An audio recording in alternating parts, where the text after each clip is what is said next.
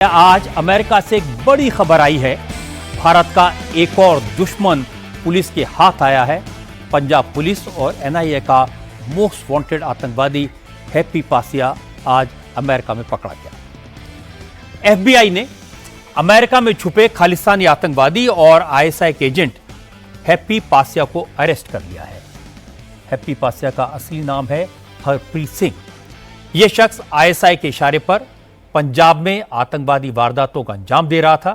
पिछले 6 महीनों में पंजाब में जो आतंकवादी घटनाएं हुई उसकी जिम्मेदारी हैप्पी पासिया ने ली थी। पंजाब पुलिस को इस दहशतगर्द की कई महीनों से तलाश थी। आज एफबीआई ने यह जानकारी दी कि कैलिफोर्निया में हैप्पी पासिया को पकड़ लिया गया है। यह सुरक्षा एजेंसीज के लिए बड़ी कामयाबी है। अब भारत सरकार हैप्पी पासिया को जल्दी से जल्दी भारत लाने की कोशिश करेगी और यह काम बहुत मुश्किल नहीं होगा, क्योंकि हैप्पी पासिया अमेरिका में गैर कानूनी तौर पर घुसा था, छुप कर रह रहा था। एफबीआई ने बताया कि भारत से भागे हुए खालिस्तानी आतंकवादी हरप्रीत सिंह उर्फ हैप्पी पासिया को कैलिफोर्निया के सैक्रामेंटो शहर से गिरफ्तार किया गया। एफबीआई ने गिरफ्त में आए हैप्पी पासिया की एक तस्वीर भी जारी की है, जो आप अपनी टीवी स्क्रीन पर इस वक्त देख रहे हैं। एफबीआई के मुताबिक हैप्पी पासिया को enforcement and removal operation agency यानी ईआरओ की मदद से गिरफ्तार किया गया। असल में ईआरओ अमेरिका की वो एजेंसी है जो अमेरिका में गैर कानूनी तौर पर घुसे लोगों की धरपकड़ करती है और उन्हें उनके मुल्क में डिपोर्ट करती है। ट्रंप के शासन में ईआरओ सुपर एक्टिव है। अमेरिका के शहरों में इलीगल इमिग्रेंट्स की पहचान के लिए ऑपरेशन चलाया जा रहा है। इसी ऑपरेशन के तहत हैप्पी पासिया पकड़ में आया। एफबीआई ने आज जो बयान जारी किया है उसमें बताया गया कि हैप्पी पासिया प्रतिबंधित आतंकवादी संगठन बब्बर खालसा का एक्टिव मेंबर है और वो आईएसआई के इशारे पर पंजाब में आतंकवादी हमले करवा रहा था। पाकिस्तान में छुपा खालिस्तानी आतंकवादी हरविंदर सिंह संधू उर्फ रिंदा हैप्पी पासिया का हैंडलर है। पंजाब पुलिस को कई महीनों से हैप्पी पासिया की तलाश थी। उसने पंजाब में पिछले 6 महीनों के दौरान हुए 16 आतंकवादी हमलों की जिम्मेदारी ली थी। पंजाब में हैप्पी पासिया के खिलाफ 33 एफआईआर दर्ज हैं और कम से कम 10 मामलों में लुकआउट नोटिस जारी हुए हैं। Happy Passia Amritsar rural district के पासिया गांव का रहने वाला है। हरप्रीत सिंह उर्फ हैप्पी के पिता का नाम गुरविंदर पाल सिंह है। पंजाब पुलिस के मुताबिक हैप्पी की क्रिमिनल हिस्ट्री काफी लंबी चौड़ी है। सबसे पहले वो जग्गू भगवानपुरिया गैंग में शामिल हुआ था और जब पुलिस उसके पीछे पड़ी तो हैप्पी जग्गू भगवानपुरिया गैंग के मेंबर अमृतपाल और धर्मनजीत की मदद से 2020 में ब्रिटेन भाग गया और ब्रिटेन से कनाडा होते हुए अमेरिका पहुंच गया। अमेरिका पहुंचने से पहले ही हैप्पी पासिया पाकिस्तान में रहने वाले आतंकवादी हरविंदर सिंह संधू उर्फ रिंदा के कॉन्टैक्ट में आ गया था। रिंदा खालिस्तानी आतंकवादी संगठन बब्बर खालसा इंटरनेशनल का सरगना है। वो आईएसआई के इशारे पर काम करता है। ब्रिटेन से अब हैप्पी पासिया जब अमेरिका पहुंचा तो आईएसआई और बब्बर खालसा के लिए काम करने लगा। वो अमेरिका में बैठकर पंजाब के नौजवानों को आतंकी हमलों के लिए उकसाता था। इसके बदले में उन्हें पैसे और ड्रग्स मुहैया करवाता था। हाल के महीनों में हैप्पी पासिया के इशारे पर कई थानों, पुलिस चौकियों पर ग्रेनेड से हमले हुए। अमृतसर में एक पुलिस अफसर की गाड़ी को बम से उड़ा दिया गया, जिसके बाद पंजाब पुलिस ने इसकी गिरफ्तारी के लिए एनआईए से मदद मांगी। एनआईए ने हैप्पी पासिया का डोजियर अमेरिकी एजेंसीज के साथ शेयर किया। इस साल फरवरी में जब प्रधानमंत्री मोदी अमेरिका गए तब भी हैप्पी पासिया का मुद्दा अमेरिकी अधिकारियों से बातचीत में उठाया गया। इस दौरान हैप्पी पासिया ने पंजाब में अपने गुरुओं से हमले तेज करा दिए थे। 9 अप्रैल को उसने जालंधर में बीजेपी नेता मनोरंजन कालिया के घर पर ग्रेनेड से हमला कराया था और इसके बाद से ही एफबीआई ने उसकी तलाश तेज कर दी थी और अब उसको गिरफ्तार कर लिया गया है। पंजाब पुलिस के डीजीपी गौरव यादव ने कहा, हैप्पी पासिया की गिरफ्तारी आतंकवाद के खिलाफ जंग में बड़ी कामयाबी है और उसको भारत लाने की कोशिशें तेज कर दी गई हैं। इसने अपना जोड़ा क्रिमिनल कैरियर हैगा as an organized criminal gangster Jaggu Bhagwanpuriya gang ਦੇ ਨਾਲ ਸ਼ੁਰੂ ਕੀਤਾ ਸੀਗਾ ਤੇ ਉਸ ਦੇ US base associate Darman Kahlon ਅਤੇ ਅੰਮ੍ਰਿਤ ਬਲ ਦੇ ਨਾਲ ਉਸਨੇ ਕ੍ਰਿਮੀਨਲ ਐਕਟੀਵਿਟੀ ਸ਼ੁਰੂ ਕੀਤੀ ਤੇ ਉਸ ਤੋਂ ਬਾਅਦ ਪਾਕਿਸਤਾਨ ਬੇਸਡ ਹਰਵਿੰਦਰ ਰਿੰਦਾ ਦੇ ਕੰਟੈਕਟ ਦੇ ਵਿੱਚ ਆ ਕੇ ਇੱਕ ਪ੍ਰਾਇਮਰੀ ਨੋਡ ਬਣ ਗਿਆ ਸੀਗਾ, ਜਿਸ ਦੇ ਰਾਹੀਂ ISI ਦੇ ਇਸ਼ਾਰਿਆਂ ਤੇ ਟੈਰਰ ਮੋਡਿਊਲਸ ਪੰਜਾਬ ਦੇ ਵਿੱਚ different types of terror acts ਕਰਦੇ ਸੀਗੇ।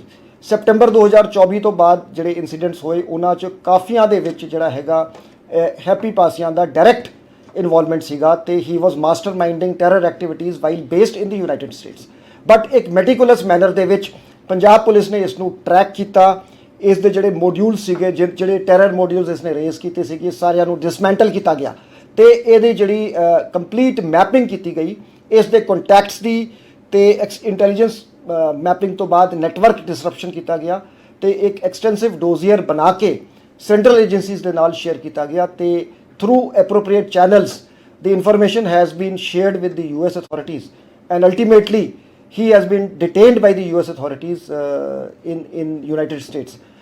Already Punjab police has taken up the matter with the central government.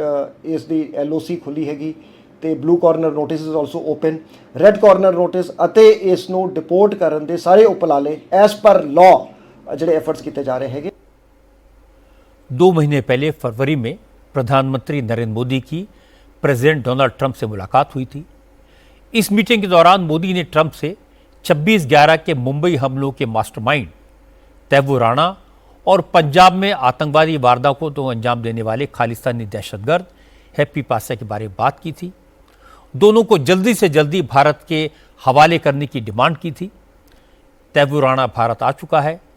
Taimur Rana तो आतंकवादी साजिश करके भाग गया था, लेकिन हैप्पी तो भारत में रहकर अपराध कर रहा था और उसके बाद भागा था।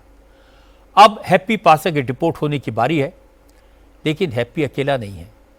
कैलिफोर्निया में, सैन फ्रांसिस्को में कई सारे खालिस्तानी आतंकवादी एक्टिव हैं। हैप्पी का पकड़ा जाना शुरुआत है, पिक्चर अभी बाकी है। आज अमेरिका से एक और बड़ी खबर आई।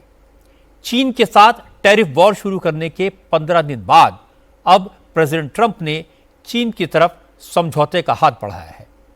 ट्रंप ने कहा है कि टैरिफ लगाने का उनका मकसद सिर्फ ये था कि कोई भी देश अमेरिका को लूट न सके। उन्होंने इस लूट को रोक दिया है। अब चीन ने भी अमेरिका से बात करने की इच्छा जताई है और वो भी चाहते हैं कि चीन के साथ डील हो जाए। इसलिए उम्मीद करनी चाहिए कि जल्दी ही कोई सम्मानजनक रास्ता निकलेगा और दोनों देशों के बीच ट्रेड डील हो जाएगी। Well, you'd think it was pretty obvious that he has, but ऐसा है कि मेरी बातों से बिल्कुल साफ था कि प्रेसिडेंट शी ने संपर्क किया है, लेकिन हम बहुत जल्द बात करेंगे। ये बहुत अहम नहीं है क्योंकि ये सच्चाई है कि हमारे बीच बहुत जल्दी डील हो जाएगी। मैं मानता हूं कि चीन के साथ हमारी डील होने वाली है और अगर ये डील नहीं होगी तो भी हम डील की तरफ आगे बढ़ेंगे क्योंकि हमने एक टारगेट रखा है और वो हासिल करना है। मुझे लगता है कि हम चीन के साथ डील कर सकते हैं। मुझे लगता है कि हमारे बीच कुछ अच्छी बातें हुई हैं। मैं मानता हूं कि हमारे पास इसके लिए काफी वक्त है, खूब वक्त है, लेकिन हम बहुत बहुत अच्छी स्थिति में हैं। आपने देखा कल जापान के लोग यहाँ थे, फिर इटली की प्रधानमंत्री आई, मेरी प्रधानमंत्री मेलोनी से बहुत अच्छी बात हुई, हमारी मैक्सिको से भी अच्छी बात हुई। हम सबसे बात कर रहे हैं। आपको पता है कि दिक्कत यह है कि दिन में केवल 24 घंटे होते हैं। मेरा मानना है कि हम चीन से भी डील कर लेंगे, हम सबके साथ सौदेबाजी कर लेंगे और अगर हमारा समझौता नहीं हो पाता तो हम एक लक्ष्य निर्धारित करेंगे और उसको हासिल करने की कोशिश करेंगे, तो ये भी ठीक ही होगा। and if we don't make a deal, we'll just लेकिन हैरानी की बात है कि ट्रंप के इस प्रपोजल पर चीन ने अलग तरह का रुख अख्तियार किया है। चीन के विदेश मंत्रालय ने कहा टैरिफ की जंग अमेरिका ने शुरू की थी और अब इसको खत्म करने की जिम्मेदारी भी अमेरिका की है। अमेरिका चीन के साथ इज्जत और सम्मान से बात करेगा, तभी कोई समझौता होगा। 这场关税战是美方发起的，中方采取必要的反制措施。 टैरिफ की ये जंग अमेरिका ने शुरू की थी और चीन ने अपने वाजिब अधिकारों और हितों के साथ साथ अंतर्राष्ट्रीय निष्पक्षता और न्याय के लिए जरूरी जवाबी कदम उठाए हैं। ये बिल्कुल वाजिब और वैधानिक है।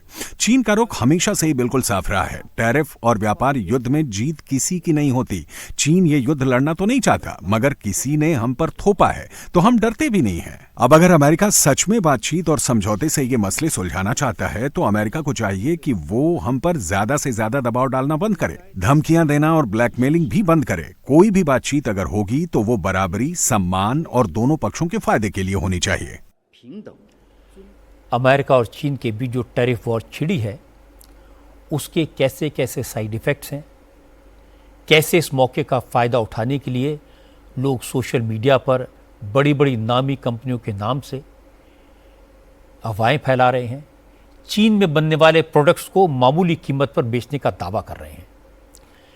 चीन के सोशल मीडिया प्लेटफॉर्म टिकटॉक के जरिए अमेरिका में चाइनीज इन्फ्लुएंसर्स के वीडियोस की बमबारी हो रही है।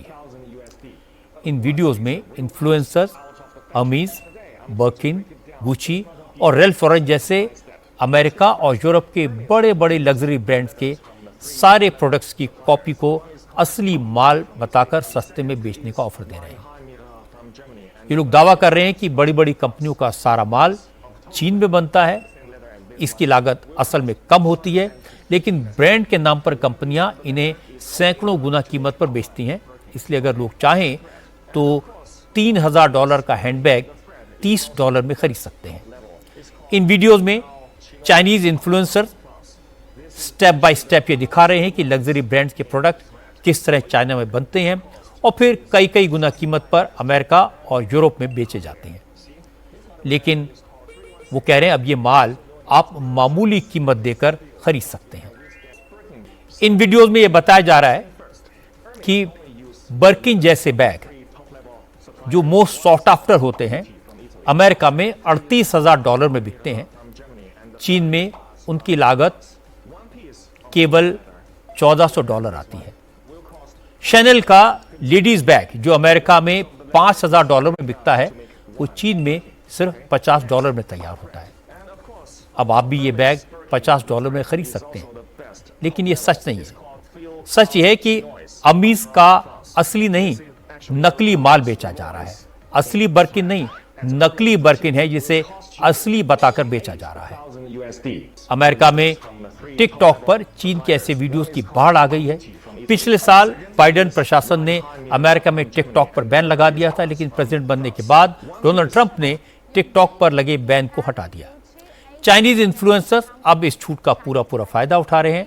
अमेरिका और यूरोप के लोगों को बता रहे हैं कि बड़े बड़े लग्जरी ब्रांड्स के प्रोडक्ट्स चीन में कहाँ बनते हैं, कैसे बनते हैं, कितनी कम कीमत में बनते हैं, और वो दावा करते हैं कि जो प्रोडक्ट हजारों डॉलर में बिकते हैं उनकी असली कीमत कुछ $100 ही होती है और आप महंगे प्रोडक्ट सस्ते में खरीद सकते हैं। I will tell you 30 luxury brands. Some of मैं आपको 30 लग्जरी ब्रांड्स के नाम बताती हूँ जिनके कई लग्जरी प्रोडक्ट चीन में बनते हैं। Ralph Lauren, Armani, Nike, Dior, Lululemon, Apple, Michael Kors, Coach, Calvin Klein, Prada, Celine, Swarovski, Adidas, The North Face, Rimowa, Levi's, Burberry, Versace, Chanel, Cartier, Ferragamo, Timberland, Yves से Laurent, Victoria Secret, Puma, Uniqlo, DKNY, Givenchy, Max Mara. इनके product बनाने की लागत इनके कीमत का केवल 10% होती है। क्या आपको इस पर यकीन होगा? Disney, Max Mara. इन वीडियोस के जरिए बड़ी बड़ी कंपनियों के नाम पर नकली माल बेचने के चक्कर में लोगों को तरह तरह के झांसे दिए जा रहे हैं। लोगों से कहा जा रहा है कि जो प्रोडक्ट अमेरिका में महंगे दामों पर बिक रहे हैं, अमेरिका के लोग उन प्रोडक्ट्स को सस्ते में खरीदना चाहें तो चाइना आ जाएं और उनको इस खरीदारी के लिए वीज़ा फ्री एंट्री मिल जाएगी, आने जाने का खर्च कम लगेगा और बड़े बड़े ब्रांड्स के सामान सस्ते में मिल जाएंगे। ट्रंप के टैरिफ वॉर का कवर लेकर आजकल जो सोशल मीडिया पर बहुत सारी बातें फैलाई जा रही हैं, उनसे सावधान रहने की ज़रूरत है। कहा जा रहा है कि चीन ने अपने दरवाजे खोल दिए हैं।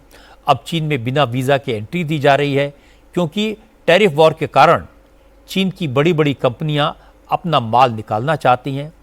बर्किन और लुई विटॉन जैसे बड़े बड़े ब्रांड के लाखों के बैग हज़ारों में मिल जाएंगे। कुछ लोग इसे फ्री ग्लोबल शॉपिंग का फेस्टिवल बता रहे हैं, पर ये सारी बातें सरासर झूठ हैं, बकवास हैं, कंज्यूमर्स को गुमराह करने की कोशिश है।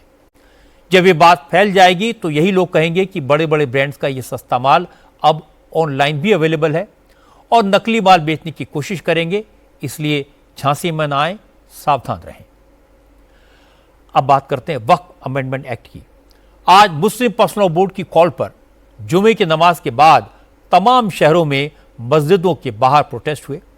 हालांकि कहीं से किसी तरह की कोई बुरी खबर नहीं आई, कहीं कोई हिंसा नहीं हुई, आगजनी या लाठीचार्ज नहीं हुआ, लेकिन मुस्लिम पर्सनल लॉ बोर्ड ने क्लियर कर दिया कि सुप्रीम कोर्ट से मिली फौरी राहत के बाद भी वक्फ एक्ट के खिलाफ सड़कों पर लड़ाई जारी रहेगी। देश भर में प्रोटेस्ट होते रहेंगे। आज सबसे बड़ा प्रदर्शन हैदराबाद और मैंगलोर में हुआ। मैंगलोर में हजारों लोग सड़कों पर उतरे। हैदराबाद की मक्का मस्जिद के बाहर भी हजारों लोगों ने प्रोटेस्ट किया। भोपाल, मुंबई, लखनऊ और पटना में भी विरोध प्रदर्शन हुए। आज पर्सनल लॉ बोर्ड के अध्यक्ष मौलाना खालिद सैफुल्लाह रहमानी ने कहा कि सुप्रीम कोर्ट में तो कानूनी जंग होगी, लेकिन सरकार तानाशाही पर उतारू है, इसलिए सरकार तक अपनी बात पहुंचाने के लिए सड़क पर आना जरूरी है। मौलाना खालिद सैफुल्लाह रहमानी ने कहा, कल भी हैदराबाद में बड़ा प्रोटेस्ट होगा और इसके बाद 22 अप्रैल को दिल्ली में वक्फ एक्ट के खिलाफ एक बड़ी रैली निकाली जाएगी। अदालत को तो जो काम करना है वो करे, लेकिन ये सारा बिगाड़ गवर्नमेंट का है। तो हम चाहते हैं कि हुकूमत के सामने हमारी आवाज पहुंचती रहे। अब इसके दो हल हैं, या तो कोर्ट इसको रद्द कर दे या गवर्नमेंट अवाम की राय को देखते हुए उसको वापस ले ले। तो पहले मकसद के लिए हम कोर्ट में गए हैं और वहाँ लीगल कोशिशें कर रहे हैं। इस दूसरे मकसद के लिए एक जमहूरी मुल्क में जो जायज़ हक है एहतजाज का, उस हक से हम फायदा उठा रहे हैं। तो प्रदर्शन कल हैदराबाद में भी होगा और दिल्ली में भी तालकटोरा स्टेडियम 22 को जरूर होगा और पूरे मुल्क में भी होगा।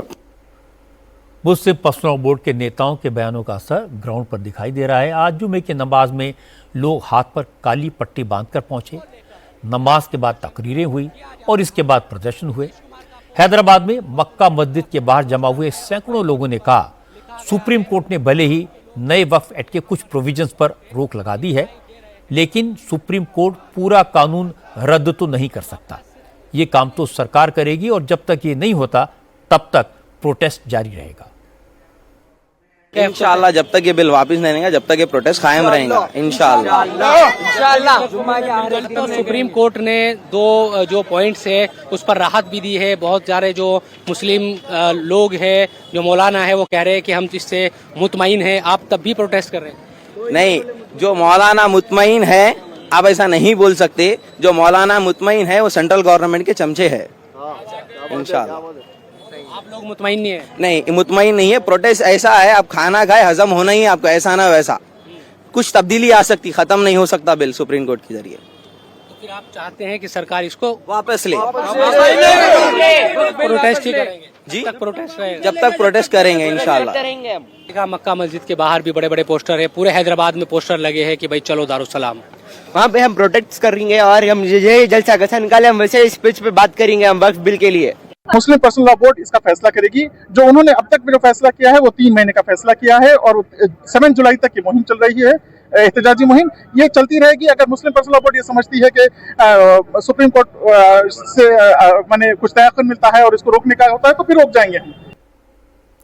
मुस्लिम पर्सनल बोर्ड के नेताओं ने मुसलमानों को यह समझाया है कि नए वक्फ कानून के जरिए सरकार मस्जिदों, मदरसों, दरगाहों और कब्रिस्तानों को छीनना चाहती है, वक्फ की प्रॉपर्टीज पर कब्जा करना चाहती है।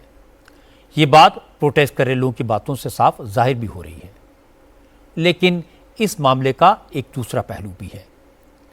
आपको जानकर हैरानी होगी कि मुस्लिम पर्सनल बोर्ड में बड़े बड़े ओहदों पर बैठे मौलानाओं के ऊपर भी वक्फ की प्रॉपर्टीज पर कब्जा करने के इल्जाम है।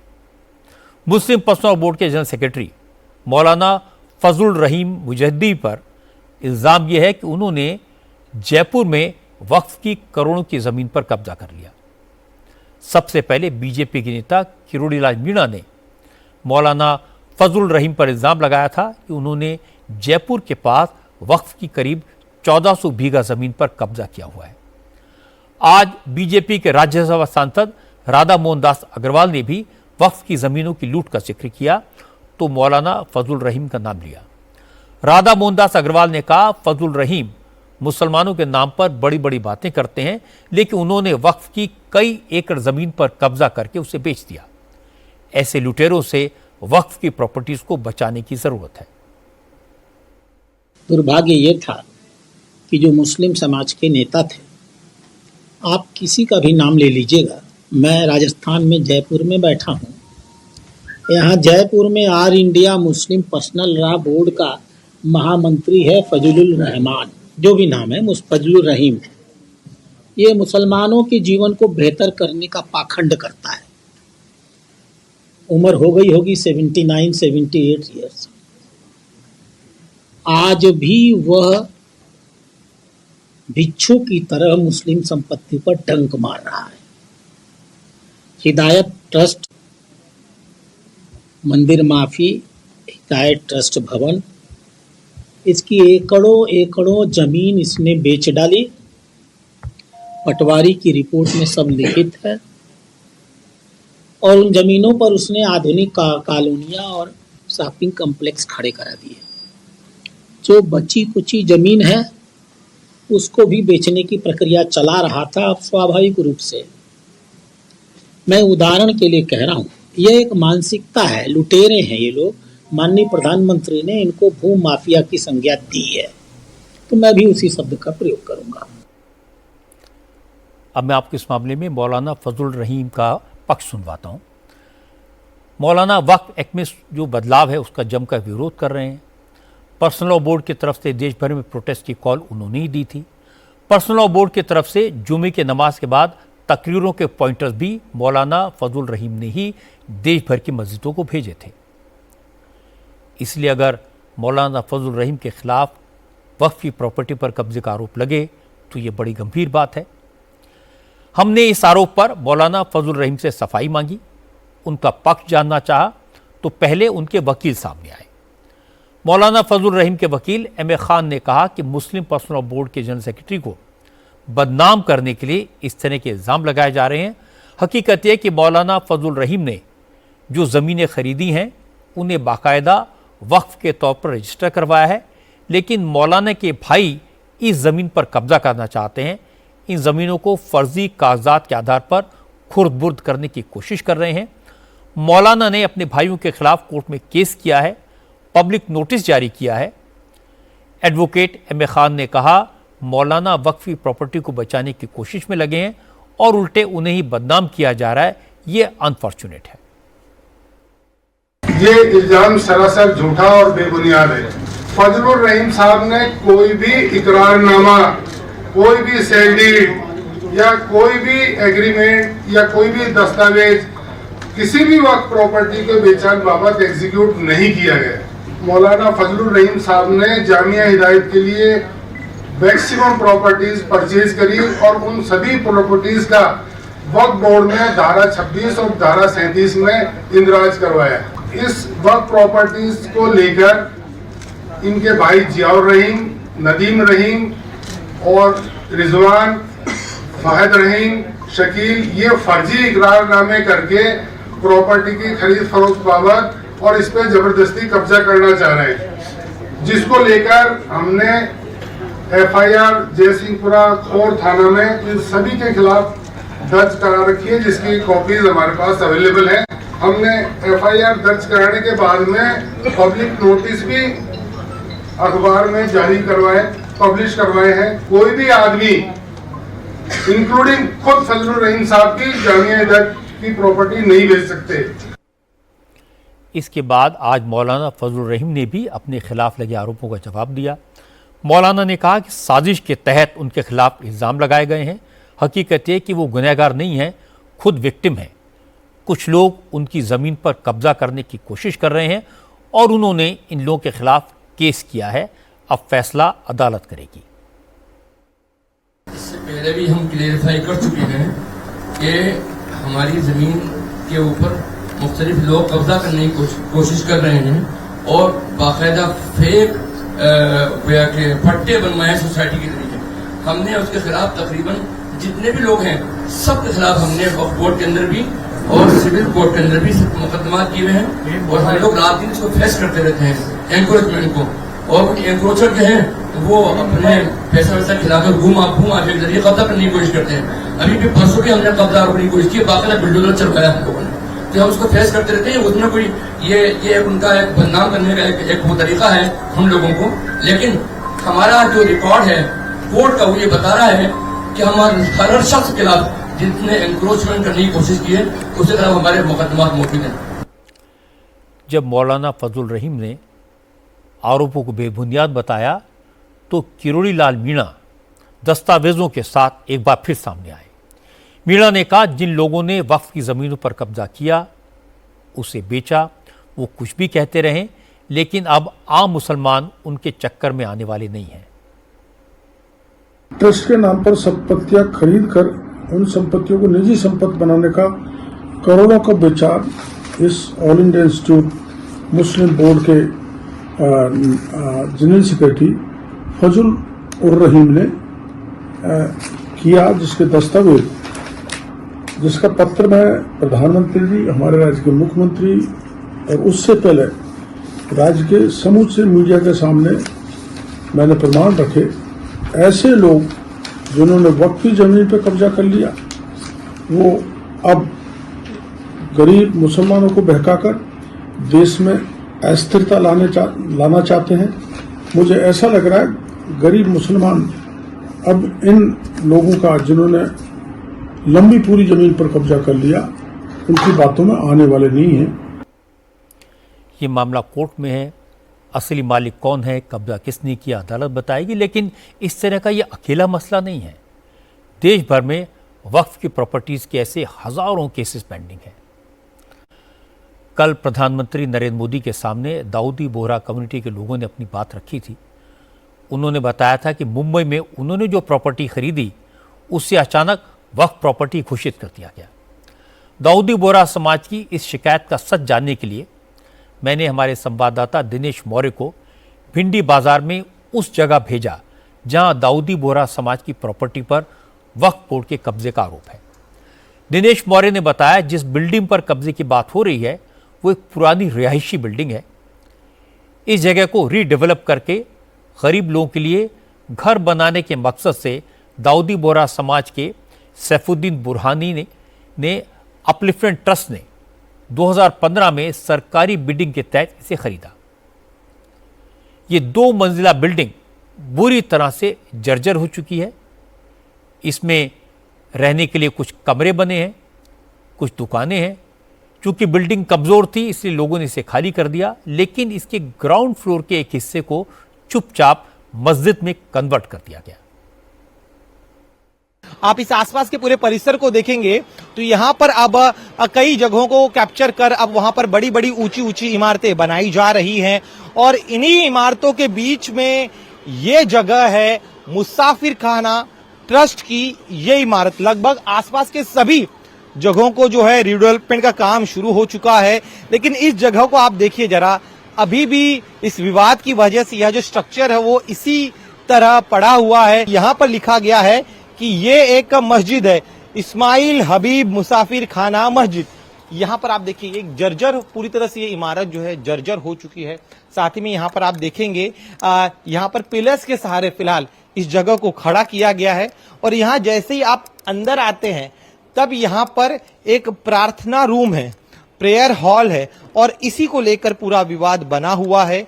यहाँ पर जो लोग हैं उनका कहना है कि यहाँ पर कई सालों से लोग प्रार्थना करने आते हैं और यह सिर्फ एक प्रार्थना हॉल नहीं बल्कि बाकायदा यह एक मस्जिद है जहां पर हर शुक्रवार के दिन यहां पर प्रार्थना की जाती है। ऐसे में इस प्रार्थना स्थल को मस्जिद ही ये मानते। देखिए यहाँ पर बाई तरफ आपने प्रार्थना हॉल देखा, दाई तरफ आप देखेंगे कि जो लोग यहाँ पर नमाज पढ़ने आते हैं उनके वजू की यहाँ पर व्यवस्था की गई है।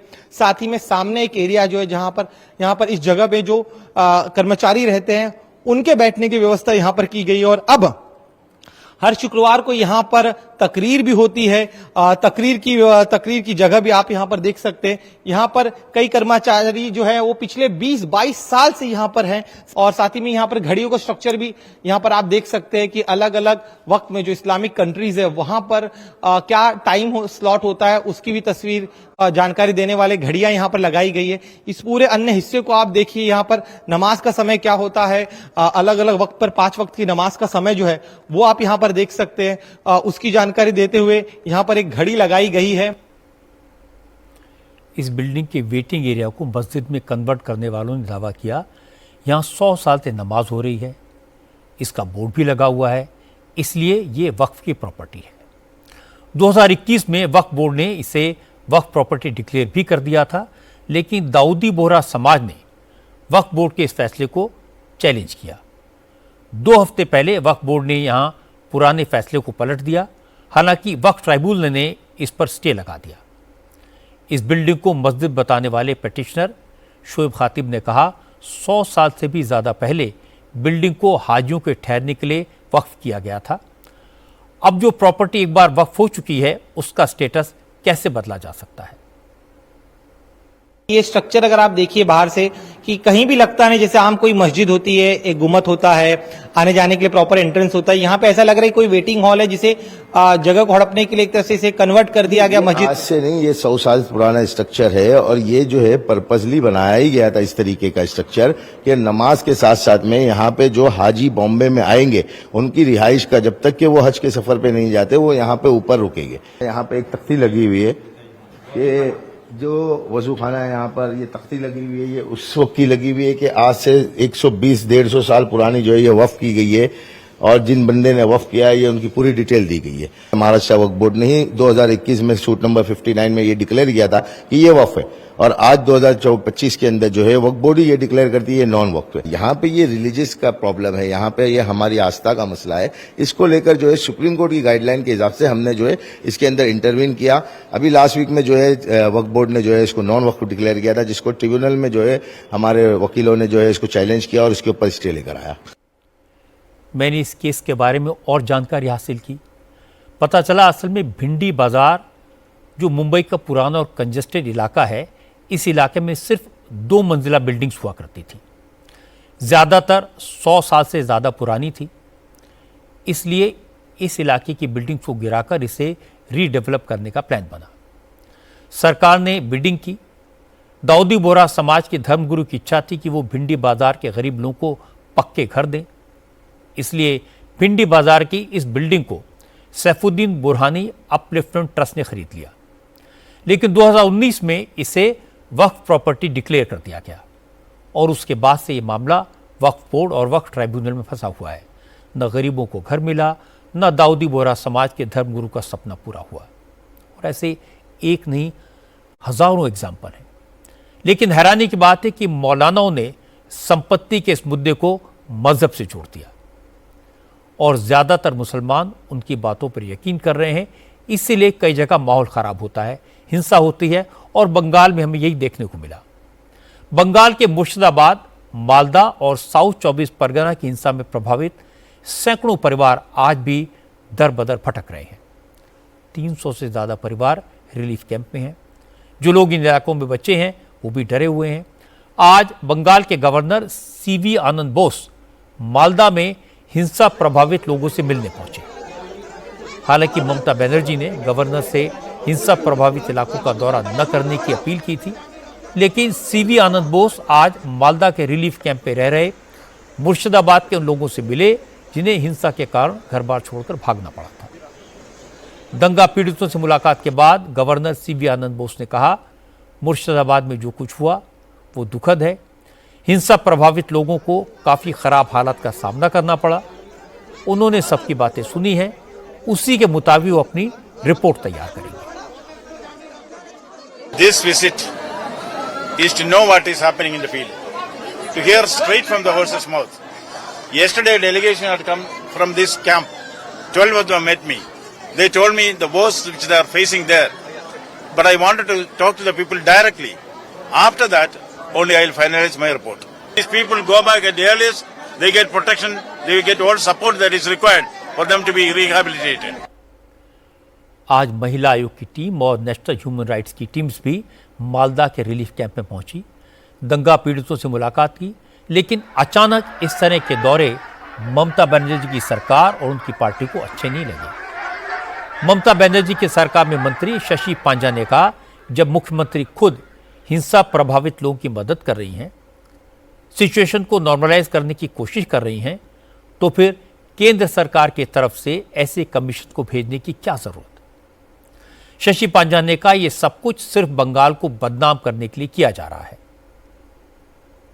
प्रशासन की ओर से और राज्य के मुख्यमंत्री ने हर कदम उठाया है, लेकिन हम लोग विगत सालों में भी देखे कि पश्चिम बंगाल में हमेशा जो है कमीशंस को भेजा जाता है जिससे कि और भी पश्चिम बंगाल को एक बदनाम करने की कोशिश।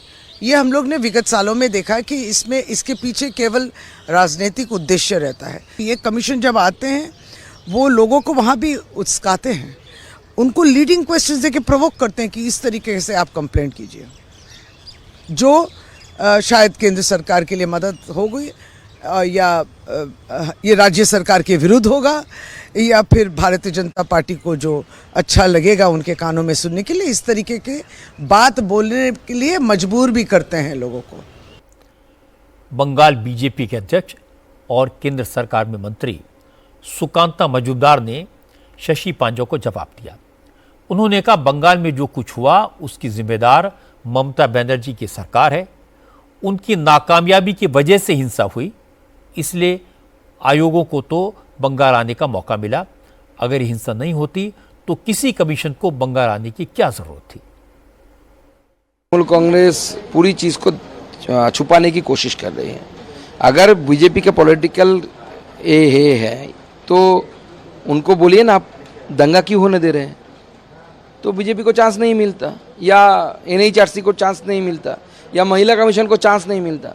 आपने दंगा करने दिया क्योंकि आपके ये जो 22 लाख लोग, 23 लाख स्टूडेंट्स जो वंचित हुए में नौकरी में, 26,000 लोगों की नौकरी चली गई थी, उससे नज़र घुमाने के लिए ममता बनर्जी ने दंगा करवाया, दंगा करने के लिए प्रोत्साहित किया और ममता बनर्जी के जो लोकल कैडेट्स हैं उन्होंने दंगा किया।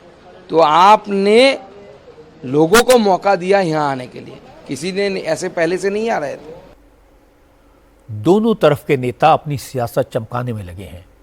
ममता सरकार के मंत्री फरहाद हकीम ने कहा कि बंगाल के लोग एक जिले से दूसरे जिले में ही तो गए, कुछ दिन में लौट आएंगे, ये कौन सी बड़ी बात है।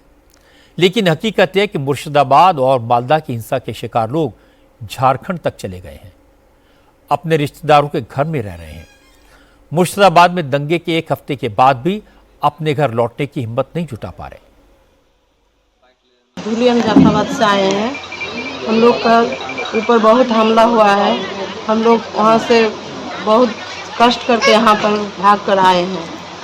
इतना है जो हम लोग को वो लोग जो आ रहा था 50 आदमी आकर इधर उधर आकर आग लगाना, अत्याचार करना सब करने लगा है। तो हम लोग डर के मारे घर से बाहर निकल भी नहीं सक रहे हैं। घर के अंदर सब कोई बेहोश हो जा रहे हैं, कोई किसी को जो पानी देंगे वो भी नहीं मिल रहा है। हम लोग क्या करेंगे समझ में नहीं आ रहा था। एक को समझा रहे तो आर एक बेहोश हो जा रहा है। तो हम लोग को बोल रहा है आप लोग नहीं यहाँ पर रहेगा तब फिर रात में कुछ होगा। तो हम लोग बच्चा लोग को लेकर वहाँ से भाग कर आए। तो शाम को बाहर इधर आकर पाकुड़ में आए, पाकुड़ से इधर ट्रेन से घर आए हैं। आप सोचिए, जिसका अपना घर हो, ज़मीन हो, जायदाद हो, उसे रिलीफ कैंप में रहना पड़े, सैकड़ों किलोमीटर दूर रिश्तेदारों के घर में शरण लेनी पड़े और ये भी न पता हो कि घर कब लौटेंगे, तो ऐसे लोगों के दिल पर क्या बीतती होगी। सबसे बड़ी बात है कि ऐसे लोगों की फिक्र कोई नहीं कर रहा।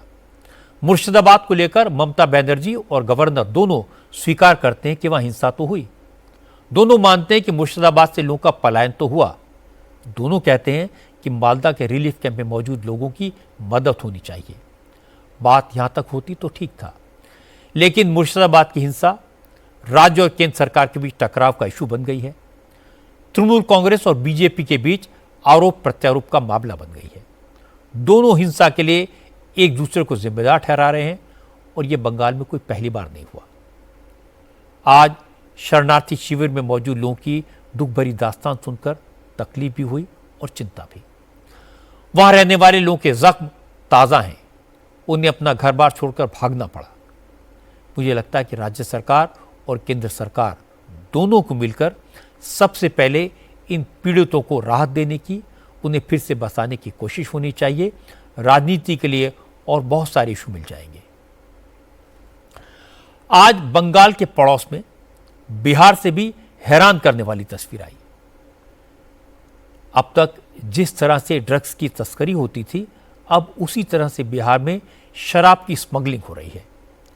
एक्साइज डिपार्टमेंट ने पश्चिम बंगाल से बिहार में शराब तस्करी के आरोप में एक महिला को गिरफ्तार किया। ये महिला बुरके में शराब छुपाकर स्मगलिंग कर रही थी। कटिहार में पकड़ी गई इस महिला ने बुरके के नीचे पूरी बॉडी के चारों तरफ शराब की छोटी छोटी पैकेट्स बांधे हुए थे।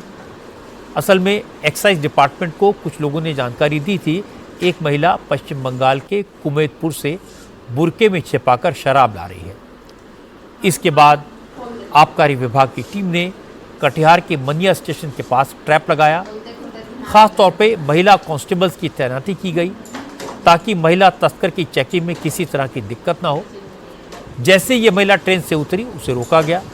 महिला कांस्टेबल्स ने जब बुर्का उतरवाकर उसकी चेकिंग की तो उसके भीतर पूरी बॉडी पर ब्लैक कलर के टेप से शराब के टेट्रापैक्स फिक्स किए गए थे, जो एक एक करके गिरने लगे। इस महिला ने करीब 50 पैकेट्स में 9 लीटर शराब छिपा रखी थी।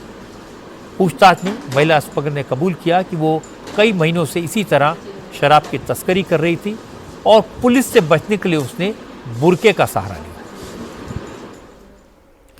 बुरके में शराब का हिंदू मुसलमान से कोई लेना देना नहीं है। ये सिर्फ शराब की तस्करी का केस है। ये केस याद दिलाता है कि शराब पर पाबंदी लगाना जितना आसान है, उसे इंप्लीमेंट करना उतना ही मुश्किल।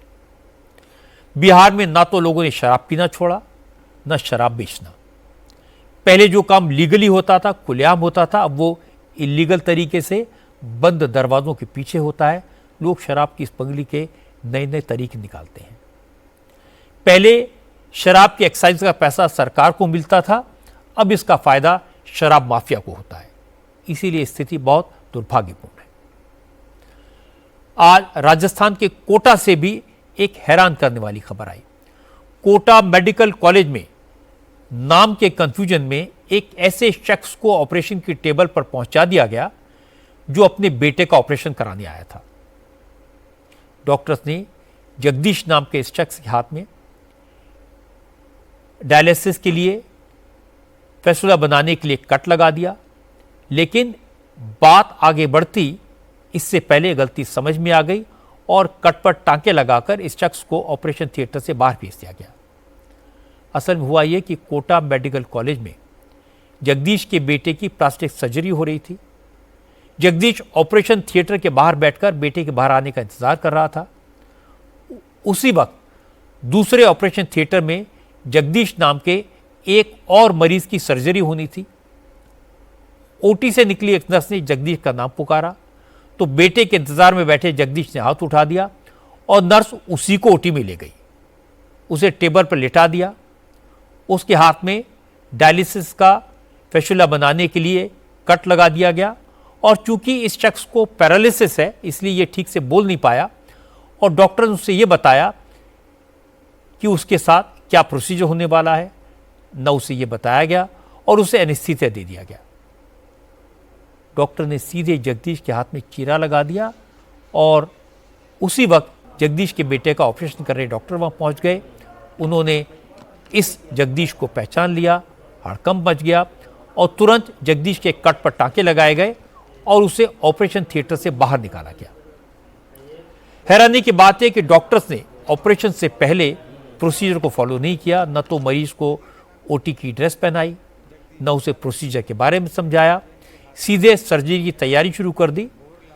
मरीज के परिजनों का आरोप है कि इतनी बड़ी गलती होने के बावजूद हॉस्पिटल प्रशासन अपनी जवाबदेही से बच रहा है। जवाबदेही कौन है ये हमें नहीं पता पड़ता। आप अगर कोई गलती हो भी गई है तो प्रॉपरली उसकी जानकारी तो दीजिए। वो आदमी जो पहले से पैरालाइज्ड है, वो हाफ पैरालाइज्ड है, वो व्यक्ति जिसका गलती से ऑपरेशन कर दिया गया, पहली बात उसको एनेस्थीसिया ऐसे कैसे दे दिया? एनेस्थीसिया तब दिया जाता है सर जब कम से कम 8 घंटे से वो फास्टिंग पे हो बंदा, बिना कोई पूछताछ करे। उन्होंने आवाज दिया कि जगदीश, वो चला गया अंदर।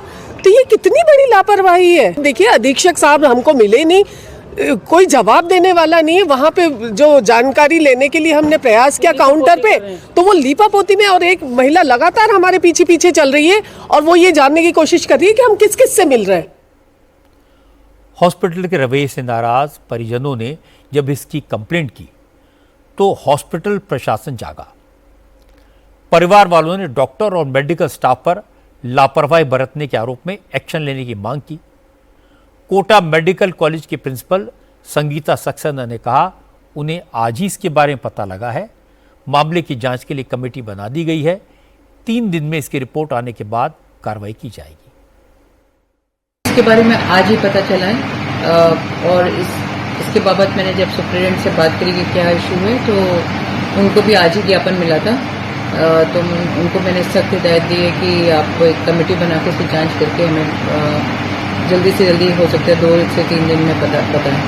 तो उनके द्वारा एक कमेटी बना दी गई है 3 सदस्यीय कमेटी, तो उसकी जांच करके इसका निष्कर्ष जो भी आएगा आपको बताएंगे। आमतौर पर प्रोटोकॉल तो ये है कि किसी भी मरीज का ऑपरेशन करने से पहले उसकी आइडेंटिटी डबल चेक की जाती है, उसकी बीमारी का रिकॉर्ड चेक किया जाता है। ऑपरेशन थिएटर में मरीज को डॉक्टर सारी डिटेल बताते हैं, प्रोसीजर समझाते हैं, लेकिन लगता है इस मामले में हर तरह से लापरवाही हुई। और सिर्फ कमेटी बनाने से काम नहीं चलेगा, ये कमेटी अपनी रिपोर्ट जल्दी दे और जिसने ये गलती की है उसे सज़ा मिले, तब जाकर ये केस ख़त्म होगा। तो आज की अच्छी खबर आपको बता दूं, आर्टिफिशियल इंटेलिजेंस के क्षेत्र में आज एक बड़ी कामयाबी मिली है। पूरी तरह स्वदेशी AI सर्वर बनकर तैयार हो गया है। आज IT मिनिस्टर अश्विनी वैष्णव ने इस सर्वर को शोकेस किया। 8 GPU AI सर्वर देश का पहला AI सर्वर है जिसे पूरी तरह से भारत में डिज़ाइन किया गया है। ये सर्वर VVDN टेक्नोलॉजीज नाम की कंपनी ने बनाया है। आज इस सर्वर को डिज़ाइन करने वाली टीम के इंजीनियर ने अश्विनी वैष्णव से मुलाकात की। ये इंजीनियर केरल से आते हैं। Again, this complete technology has been developed completely.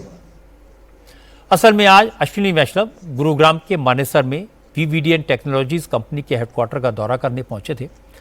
Company के डायरेक्टर्स ने कंपनी में बने मेड इन इंडिया प्रोडक्ट्स दिखाए। इन स्वदेशी प्रोडक्ट्स की क्वालिटी देखकर अश्विनी वैष्णव भी हैरान रह गए। वैष्णव की नज़र एक टैब पर अटक गई। उन्होंने उसे उठाकर देखा, बगल में खड़े इंजीनियर से कहा यह बेहद मजबूत है।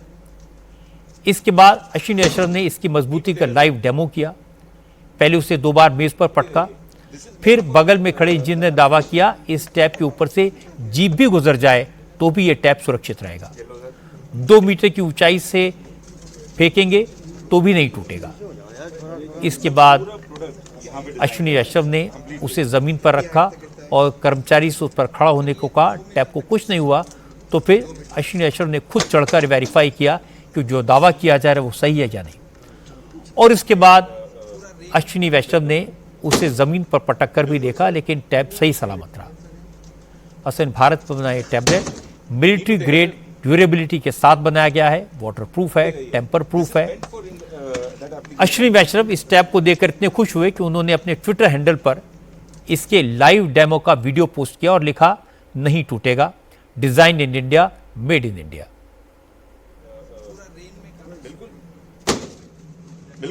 पिछले 10 वर्षों में प्रधानमंत्री श्री नरेंद्र मोदी जी के मेक इन इंडिया में एक बहुत बड़ी सक्सेस है इलेक्ट्रॉनिक्स मैन्युफैक्चरिंग। 10 वर्षों में इलेक्ट्रॉनिक्स मैन्युफैक्चरिंग 5 टाइम्स बढ़ी है। इलेक्ट्रॉनिक्स के एक्सपोर्ट 6 टाइम्स बढ़े हैं। करीब 25 लाख लोग रोजगार में हैं इलेक्ट्रॉनिक्स सेक्टर में। Over a period of time electronics की डिजाइन कैपेबिलिटीज भारत में आने लगी है। कई तरह के कॉम्प्लेक्स प्रोडक्ट्स, टेलीकॉम के network equipment, AI cameras, automobile electronics से रिलेटेड प्रोडक्ट्स, मेडिकल इलेक्ट्रॉनिक्स से रिलेटेड प्रोडक्ट्स, पावर इलेक्ट्रॉनिक्स के products, signalling and security systems के प्रोडक्ट्स, इन सब का डिजाइन मैन्युफैक्चर भारत में होने लगा है, जो कि एक बहुत बड़ी उपलब्धि है प्रधानमंत्री जी के मेक इन इंडिया प्रोग्राम की। पिछले 10 साल में भारत ने मैन्युफैक्चरिंग में बड़ी सफलता हासिल की है। इस सर्वर को बनाने वाले इंजीनियर केरल के हैं, इसलिए उन्हें देखकर अश्विनी वैष्णव ने कहा कि वो मलयालम में कुछ कहना चाहते हैं और उन्हें कहा आदिपोली, जिसका मतलब है बेहतरीन, एक्सीलेंट। आज भारत के सांस्कृतिक और आध्यात्मिक विरासत को दुनिया ने एक बार फिर प्रणाम किया। यूनेस्को ने श्रीमद् भागवत गीता और भरत मुनि के नाट्यशास्त्र की memory of the world register में शामिल कर लिया है। यूनेस्को का memory of the world register दुनिया के महत्वपूर्ण डॉक्यूमेंटेड हेरिटेज, पुराने ग्रंथों और साहित्य को सुरक्षित रखने के लिए बनाया गया है। इसका मकसद ये तय करना है कि ये विरासत हमेशा दुनिया भर के लोगों के लिए अवेलेबल रहे। इसे 1992 में शुरू किया गया था। दुनिया भर के अमूल्य डॉक्यूमेंटेड हेरिटेज को इसमें शामिल किया जा चुका है। इसकी देखरेख एक अंतर्राष्ट्रीय सलाहकार समिति करती है। इस समिति ने बताया कि श्रीमद् भागवत गीता और भारत के नाट्यशास्त्र को memory of the world register में जगह दी गई है। प्रधानमंत्री नरेंद्र मोदी ने यूनेस्को के इस कदम का स्वागत किया। मोदी ने ट्विटर पर लिखा कि भारत की सांस्कृतिक विरासत के लिए ये एक महत्वपूर्ण कदम है। ये हर भारतीय के लिए गर्व का मौका है। मोदी ने कहा कि मेमोरी ऑफ रजिस्टर में गीता और नाट्यशास्त्र का शामिल होना भारत की समृद्ध संस्कृति को वैश्विक मान्यता मिलना है। इन दोनों ग्रंथों ने सदियों से दुनिया को प्रेरणा दी है।